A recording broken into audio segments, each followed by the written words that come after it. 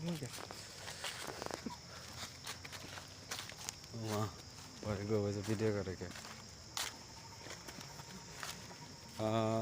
আলাইকুম।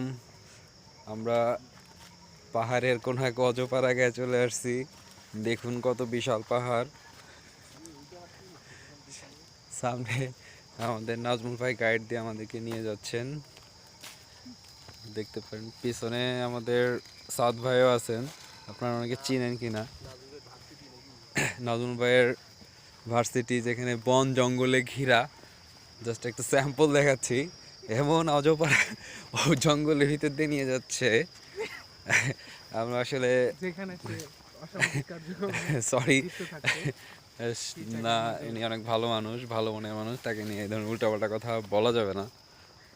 দেখি উনি আমাদের কোথায় নিয়ে যায়, ওনার পিছে পিছে আমরা যাচ্ছি।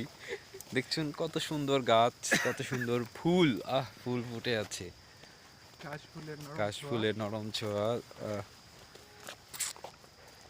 মাশাল্লাহ মাশাল্লাহ, এত সুন্দর প্রাকৃতিক সৌন্দর্য দেখার জন্য নাজমুল ভাইকে অসংখ্য ধন্যবাদ।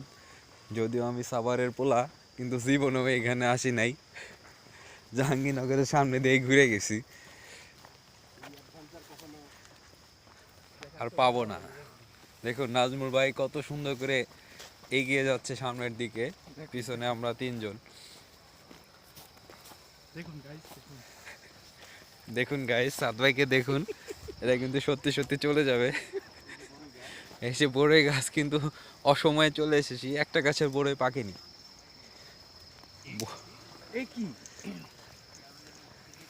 এখন গাইস, এখন আপনাদের যেগুলা দেখাবো তা দেখার জন্য আপনারা প্রস্তুত ছিলেন না।